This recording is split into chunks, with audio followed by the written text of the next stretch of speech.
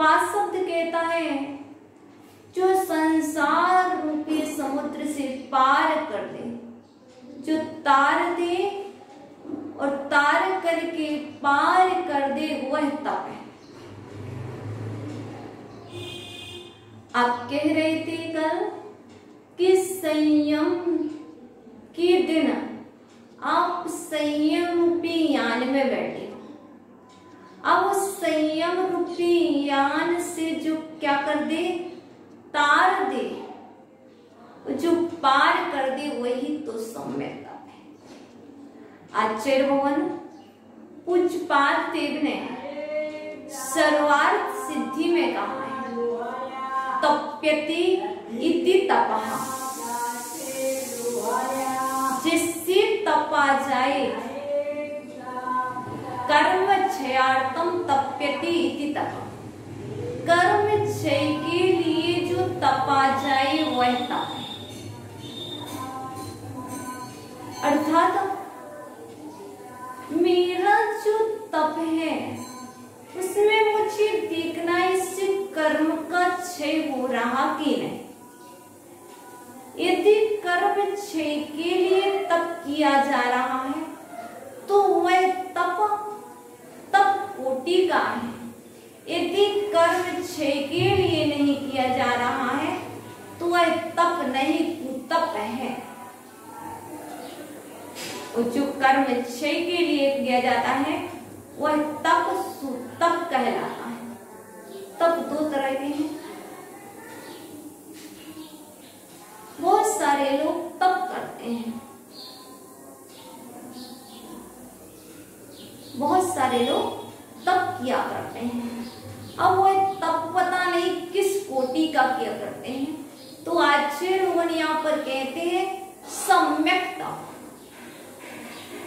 करो। यदि तप सम्यक होगा तो वह आपको क्या करेगा, तार देगा।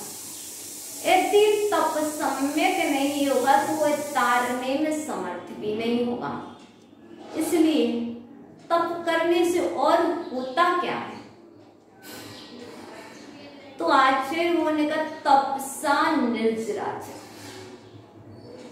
तप करने से निर्जरा होती है, क्योंकि कर्म क्षय के लिए तपा जा रहा है। तो तप करेंगे, कर्म क्षय कब होगी, जब निर्जरा होगी। जब निर्जरा होगी तभी कर्म क्षय को प्राप्त होंगे। तो तप करने से निर्जरा होती है किसकी, जो कर्म बंधे हुए हैं, जो हमने कर्मों को बांध करके रखा है, उन बंधे हुए कर्मों की निर्जरा किससे होती है, तप से। और तप एक प्रकार का नहीं है। तप के मुख्य रूप से दो विध हैं। इसके साथ साथ आचार्यों ने मात्र दो ही नहीं कहे। यदि तप के दो भेद किए जाएं तो बाह्य तप और अभ्यंतर तप।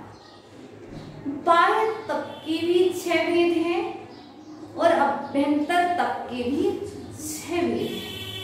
तो तप के 12 भेद होते हैं और तप अनेक प्रकार का भी होता है। लेकिन हम तप करें कैसे, तो आचार्य कहते हैं इच्छा निरोधो तप। इच्छाओं का निरोध ही तप है। आप तप करना चाहते हैं, तप करो। कैसे करो, जो आपकी इच्छा है, जो आपकी अभिलाषा है, उस अभिलाषाओं को रोक लगा दो। इच्छाओं का रोकना तप है। तो उन अभिलाषाओं पर स्टे लगा लो, वहीं पर रोक कर रख दो, ये तप है। वो फिर कहा कर्म दहना तप, कर्मों को जलाना तप है। ये सब तप है। लेकिन आचार्य भगवान कहते हैं तप आपका ऐसा हो, कैसा, जो आपका स्वयं का कल्याण कर दे। वह तप नहीं जो आत्म कल्याण ना करे। वह तप नहीं जो आत्म कल्याण करके आपको अंतरलोक की यात्रा ना कराए। तप तो वही है जो आपका कल्याण करके आपको अंतरलोक की यात्रा कराए। हमें तपना है, हमें तपना है। किससे? कोयले से नहीं, अग्नि से। अग्नि पर चलना तप नहीं है, कांटों पर चलना तप नहीं है, जमीन के अंदर पहुंच जाना तप नहीं है। ये सब तप है। पत्थरों से गिरना, नदी में कूदना, ये तप नहीं है। धूप में खड़े हो जाना। आचार्य भगवान कहते हैं तप करो। तप वह है जो जिसमें तप आ जाए। आचार्य भगवान कहते शरीर को क्रश करना भी तप नहीं है। शरीर के साथ साथ आत्मा को क्रश करना, अर्थात अंदर में जो कालिमा लगी हुई है उस किट्टी कालिमा को तप के माध्यम से हटाना, वह तप है। अब वह तप दो प्रकार का है। कौन कौन सा? अभ्यंतर तप, बाह्य तप। हम बाह्य तप की प्रधानता देते हैं। हमारा ध्यान अंतर की ओर जाता ही नहीं। क्यों? जैसे हमारा ध्यान शरीर पर ही लगा रहता है, उसी प्रकार हमारा ध्यान बाह्य तप की ओर तो जाता है, अभ्यंतर तप की ओर नहीं जाता। बाह्य तप की 6 भेद है। अनशन, अवमोदर्य, विविक्त, अनशन, अवमोदर्य, विविक्त, परिसंख्यान, वृत्ति परिसंख्यान, रस परित्याग, विविक्त शय्यासन, काय क्लेश। अनशन, अवमोदर्य, वृत्ति परिसंख्यान, रस परित्याग, विविक्त शय्यासन, काय क्लेश, बाह्यम तप। ये 6 भेद है। सबसे पहले अनशन, अर्थात आना भैया अनशन पर बैठे हो। भोजन का त्याग करना अनशन नहीं है। हमारा चारों प्रकार के आहार का त्याग अनशन तप है। मात्र भोजन का त्याग करना तप नहीं है। इसमें आचार्य भगवान ने कहा संयम की वृद्धि के लिए चारों प्रकार के आहार का त्याग करना अनशन तप है। संयम की वृद्धि के लिए, यदि संयम की वृद्धि नहीं हो रही तो वह तप कोटि का नहीं है। आपका अनशन तो होगा, लंघन तो होगी, लेकिन वह तप नहीं कहलाएगा। इसलिए अनशन तप संयम की वृद्धि के लिए चारों प्रकार के आहार का त्याग अनशन तप। अवमोदर्य, भूख से कम भोजन करना अमोदर्य नहीं। राग भाव को कम करने के लिए, क्योंकि जो आपकी उस भोजन के प्रति आसक्ति है, जो राग भाव है, उस राग भाव को दूर करने के लिए जो भूख से कम भोजन करता है वह अवमोदर्य बाह्य तप है। अनशन से अधिक कर्म की निर्जरा अवमोदर्य में होती है। भैया अनशन से अधिक कर्म की निर्जरा अवमोदर्य बाह्य तप में होती है, क्योंकि थाली सामने रखी है, वह वस्तु इष्ट है, फिर भी आप उतनी मात्रा में नहीं ले सकते। इसके बाद आता है वृत्ति परिसंख्यान बाह्य तप। तीसरे नंबर पर वृत्ति परिसंख्यान, विधि लेना। उपवास तो नहीं किया, विधि ले ली। इस गली में जाएंगी, इस व्यक्ति से पढ़ना होगा, इस नंबर की चौकी में जाएंगे, ये वस्तु मिलेगी तभी आहार लेंगे। इस तरह का जो नियम लेते हैं वह वृत्ति परिसंख्यान तप है। यदि नहीं मिलेगी तो नहीं लेंगे। साधुजन प्रतिदिन वृत्ति परिसंख्यान तप का पालन करते हैं, भूख से कम भोजन करते हैं। अब इसमें ये जरूरी नहीं है कि कितना, अवमोदर्य में भूख से कम भोजन करना, इसमें बतलाया है उत्कृष्ट रूप से 1 ग्रास, मध्यम रूप से कुछ और लेना, जघन्य रूप से 1 चावल का दाना कम खाना, उत्कृष्ट रूप में अवमोदर्य बाह्य तप में 1 चावल खाना, 1 ग्रास लेना, मध्यम में उससे अधिक और जघन्य में 1 चावल का दाना भी कम खाना, ये अवमोदर्य बाह्य तप है। विधि लेना वृत्ति परिसंख्यान का। अब इसके बाद आता है रस परित्याग। ये क्यों करें हम? हमसे नमक का त्याग नहीं होता, हमसे मीठा का त्याग नहीं होता। इससे सिद्ध होता है इंद्रियों का दमन करना ही नहीं चाहते, इंद्रियों पर रोक लगाना ही नहीं चाहते। आप नहीं कह रहे कि हमसे नहीं होता, ये आपकी इंद्रियों की लोलुपता, इंद्रियों की रस लंपटता जो आपसे कह रही है हम नहीं कर सकते।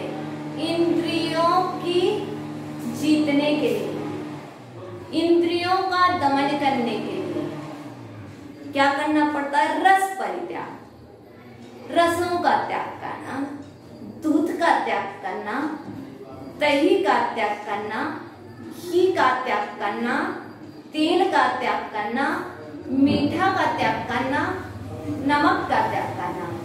ये 60 रस होते हैं।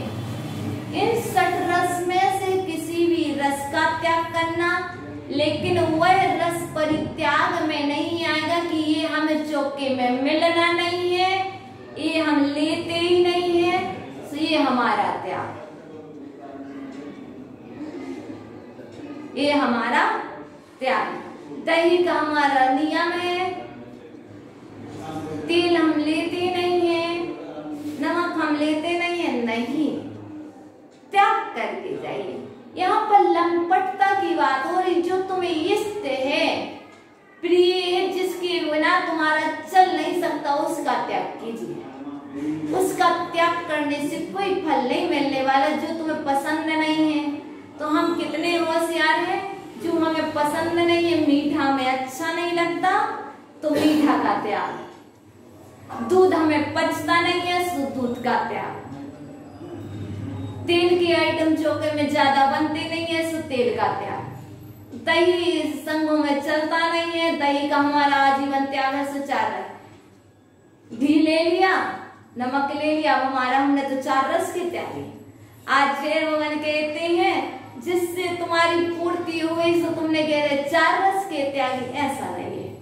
तो यहाँ पर इंद्रियों का दमन करने के लिए तुम्हारी इच्छा कहाँ मरी? तुम्हारी इच्छाओं का मरण कहाँ हुआ? जब तक इच्छाओं पर रोक न लगाए, इच्छाओं का दमन न हो, तब तक वैसा कैसा हो रस परित्याग? वह रस परित्याग की कोटि में नहीं आएगा, क्योंकि यहाँ पर स्पष्ट कह रहे रस परित्याग हुआ है जिससे इच्छाओं का दमन किया, इच्छाओं को रोका जाए, वह रस परित्याग। इसके बाद आता है विविक्त शय्यासन। स्वाध्याय और ध्यान के लिए एकांत स्थान में बैठना, खड़े होकर के करना, बैठ करके एकांत स्थान में लेटना, ये शब्द क्या है? विविक्त संन्यासन है। इसके बाद आता है काय क्लेश, शरीर को कष्ट देना। किस लिए? किस लिए? आत्मा की सिद्धि के लिए। एक पैर पे खड़े होकर के सामायिक करना, धूप में खड़े होकर के सामायिक करना, अर्ध पद्मासन में सामायिक करना, पद्मासन में सामायिक करना और कंकर पत्थरों पर चलना, ये सब क्या है? काय क्लेश, बाह्य तप है। अब इसके बाद आता है अभ्यंतर तप, जिसमें प्रायश्चित, विनय, वैयावृत्ति, स्वाध्याय, व्युत्सर्ग, ध्यान। अब इसमें भी अभी जो हमने बाह्य तप बताए हैं, जब कभी एक इसमें विशेष बतलाना, गुरुजन प्रायश्चित में बाह्य तप देते हैं। शिष्यों की दोषों को दूर करने के लिए गुरुजी ने तप दिया करते हैं। शिष्यों ने जो दोष किए हैं, उन दोषों को दूर करने के लिए गुरुजन क्या करते हैं? तप देते हैं। अब वह तप में गुरुजन ने यदि नीरस दिया तो हम क्या कहते हैं? हमसे नीरस नहीं होता, हमें उपवास दे दो। तात्पर्य क्या है? तुम तप नहीं करना चाहते, तुम प्रायश्चित नहीं करना चाहते, तुम अपने इंद्रियों पर विजय प्राप्त नहीं करना चाहते, जो दिया है वही तो करना पड़ेगा। हम इतनी माला नहीं कर सकते, हम ये नहीं कर सकते, फिर तुमने प्रायश्चित लिया क्यों? तुम शुद्ध होना चाहते थे कि नहीं? यदि शुद्ध होना चाहते थे, गुरुजन ने जो दिया उसे स्वीकार करो सहज जी, जो आज्ञा स्वीकार। दोष मैंने किया है, दोष को दूर करने की औषधि आपके पास है, आप औषधि बतलाइए, हम उस औषधि के द्वारा अपने दोष को दूर करेंगे। वह है जो विनय पूर्वक, और यदि परिवर्तन कर रहा तो वह है इससे दूर है और अपने दोष को दूर करना नहीं चाह रहा। तो हम अब आगे चल रहे थे, प्रायश्चित तप है। प्रायश्चित अभ्यंतर तप में प्रथम तप है। प्रमाद द्वारा अज्ञान के वश जो दोष लगे हैं, उन दोषों को दूर करना प्रायश्चित। प्रायश्चित को तप कहा है। यदि उस तप को तप की तरह किया जाए, जिस प्रकार उपवास चारों प्रकार के आहार का त्याग करके किया जाता है, संयम की वृद्धि के लिए किया जाता है, इसी तरह प्रायश्चित तप भी कैसे किया जाना चाहिए? तप की तरह किया जाना चाहिए। चाहे वह माला क्यों ना दी हो, मंत्र क्यों ना दिया हो, उसको यही भाव ला करके करना चाहिए कि ये दोष को दूर करने के लिए, दोषी को निर्दोष बनाने के लिए प्रायश्चित तप है। इसके बाद आता है विनय। रत्नात्रय की विनय और रत्नात्रय धारियों की विनय करना। सम्यक दर्शन की विनय अर्थात देव की विनय, सम्यक ज्ञान की विनय अर्थात शास्त्र की विनय, सम्यक चारित्र की विनय अर्थात गुरु की विनय। तो रत्नात्रय की विनय और रत्नात्रय धारी की विनय करना, ये विनय तप है, ये विनय तप है। प्रायश्चित के बाद विनय आए। प्रायश्चित से अधिक निर्जरा किसमें होती है? विनय में होती है। हम प्रायश्चित तो कर लेंगे पर हम विनय नहीं कर सकते। आचार्य मोहन कहते हैं विनय भी कर, क्योंकि आचार्य मोहन ने नियम सार में कहा है विनयो मुख द्वारो, और इसी बात के लिए आचार्य मोहन ने भगवती आराधना में भी कहा है विनयो मुख द्वारो, विनय मोक्ष का द्वार है। यदि आप मोक्ष के द्वार में प्रवेश करना चाहते हैं, मोक्ष के गेट तक पहुंचना चाहते हैं, जैसे आप मंदिर में प्रवेश करना चाहते हैं तो स्नान आवश्यक है, इसी तरह आचार्य मोहन कुंद स्वामी कहते हैं यदि आप मोक्ष के द्वार तक पहुंचना चाहते हैं, मोक्ष के मंजिल तक पहुंचना चाहते हैं, तो आप क्या करो? विनय करो, क्योंकि विनय ही मोक्ष का द्वार है। इसके बाद आता वैयावृत्ति। विनय के बाद वैयावृत्ति। वैयावृत्ति कैसी?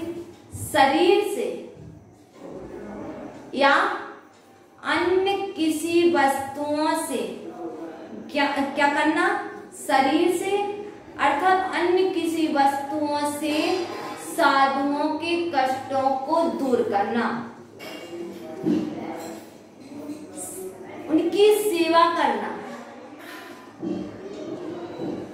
रोग है तब भी वैयावृत्ति की जाती है, रोग नहीं भी है तब भी वैयावृत्ति की जाती है, तो उनकी सेवा करना। हाथ से अर्थात शरीर हो गया, हाथ से की शरीर से। लेकिन इसमें वैयावृत्ति के 3 प्रकार हैं। एक मानसिक वैयावृत्ति, एक वाचनिक वैयावृत्ति, एक कायिक वैयावृत्ति। हाथ से हाथ पैर को दबाना कायिक वैयावृत्ति है। हमारे गुरुजन जो शिष्यों की वैयावृत्ति करते हैं वह मानसिक वैयावृत्ति करते हैं। अब मन से कैसे वैयावृत्ति होती है अमित भैया पूछ रहे हैं। तो शिष्यों के मन में जो विचार चल रहे हैं वह विचार अशुभ भी हो सकते हैं। जो संक्लेश चल रहा है उनको निकाल देना, उसका समाधान कर देना मानसिक वैयावृत्ति है। वाचनिक वैयावृत्ति, वचन से संबल देना वाचनिक वैयावृत्ति है। अब किसी के काय से वैयावृत्ति नहीं करना है तो कम से कम मानसिक से, मन से तो अच्छी रखो, मन से तो भाव अच्छी रखो, वचन से तो अच्छी रखो। तो वैयावृत्ति के 3 प्रकार भी हैं। अब इसके बाद आता है वैयावृत्ति के बाद स्वाध्याय। कैसे करना चाहिए?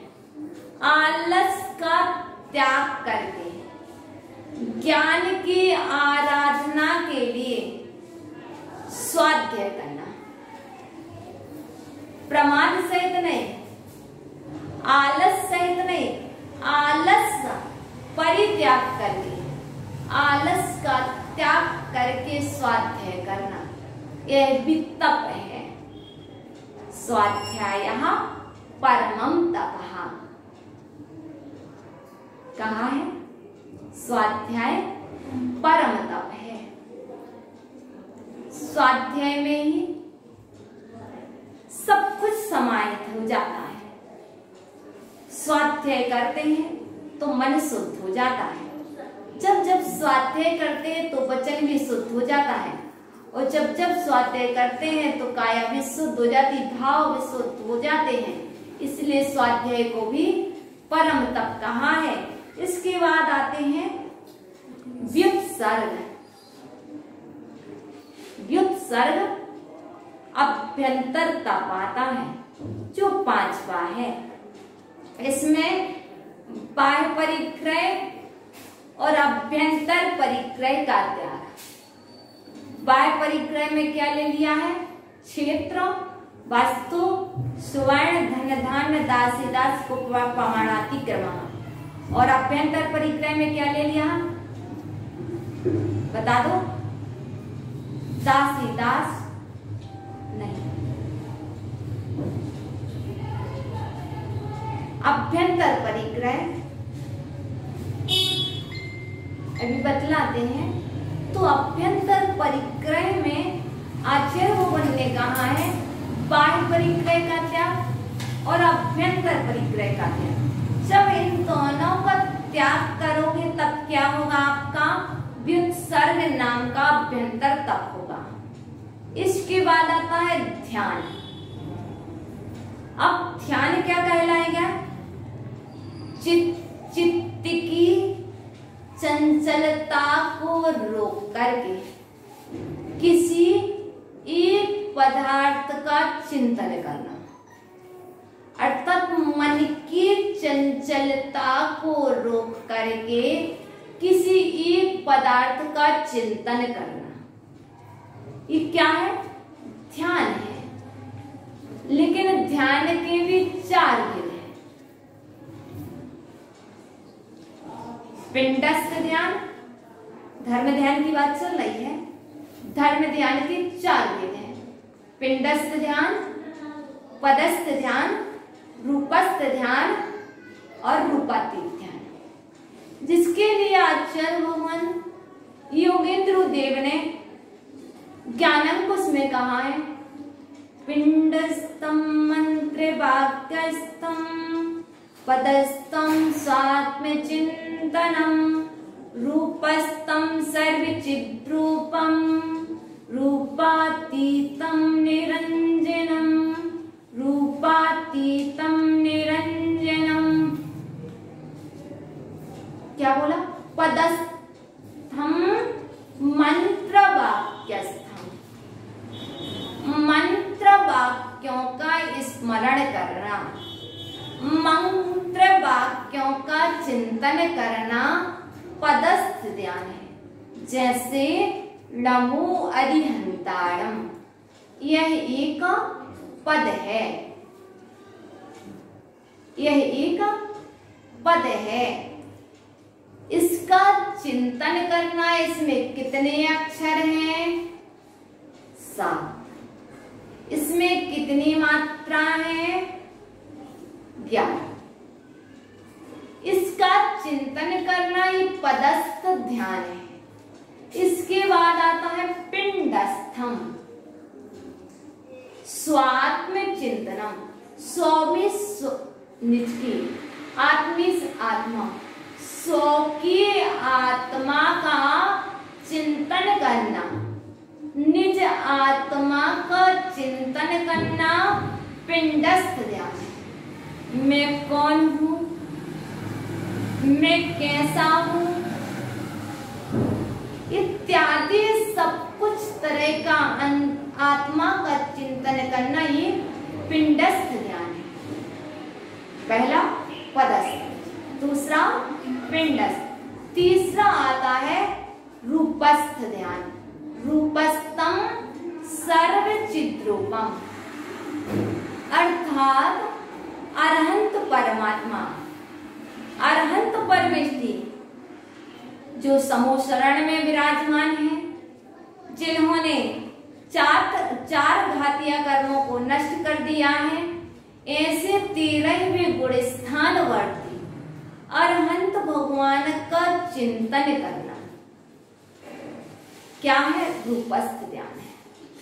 रूपातीतम निरंजनम, निरंजनम जो अंजन से रहे, अर्थात अष्ट कर्मों से रहता, जो कर्म रूपी कालिमा से रहित हो गए हैं, जो सिद्ध हो गए हैं, जो सिद्धालय में विराजमान है, ऐसे सिद्ध परमात्मा का चिंतन करना रूपातीत ध्यान है। और कैसे करना? चित्त की चंचलता को रोक करके ध्यान करना। ये अभ्यंतर नाम का छठवां ध्यान तप है। जब तक चित्त की चंचलता नहीं रुकेगी तब तक ध्यान तप संभव नहीं होगा। ध्यान तप की सिद्धि के लिए मन को एकाग्र करना अनिवार्य है। ध्यान, क्योंकि मन एकाग्र कैसे हो? तो आचार्य भगवान ने कहा है, ध्यानं स्थिर मनश्चैव फलं स्यात् कर्मणि निर्जरा एवं विविचारेण तत्त्वं भवति योगिना, तत्त्वं भवति योगिना। जो योगी जन होते हैं, एवं विधि विचारण, इस प्रकार का चिंतन करके, इस प्रकार का विचार करके, योगी जन किसका? तत्व का विचार करके, भवति योगिना, वही एवं स्थिर मनश्चैव, मन की स्थिर करने के लिए क्या करना चाहिए? क्या करना चाहिए? एवं ध्यानम स्थिर मनश्चैव, ध्यानम स्थिर, ध्यान के द्वारा मन को स्थिर किया जाता है। फलम स्यात् कर्मणि, मन को स्थिर करने का उपाय ध्यान है, और ध्यान का फल कर्म की निर्जरा है। ध्यान का फल कर्म की निर्जरा, और मन को स्थिर करने का उपाय ध्यान। इस प्रकार जो विचार नहीं करेगा वह योगी, जो योगी होता वह नियम से इस प्रकार का विचार करता है कि ध्यान का फल तो क्या है? कर्म की निर्जरा है, और मन को स्थिर करने का उपाय ध्यान ही है। मेरा मन स्थिर नहीं है, अस्थिर है। क्यों? क्योंकि मैंने ध्यान ही नहीं किया। ध्यान करने से मन स्थिर होता है।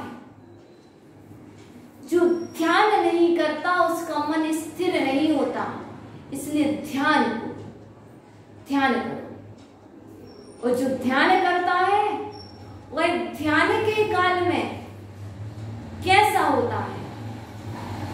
आचार्य भगवान पूज्यपाद ने कहा, जो ध्यान करता है वह ध्यान के काल में बोलते हुए पर भी नहीं बोलता है, चलते हुए पर नहीं चलता है, और देखते हुए पर भी नहीं देखता है।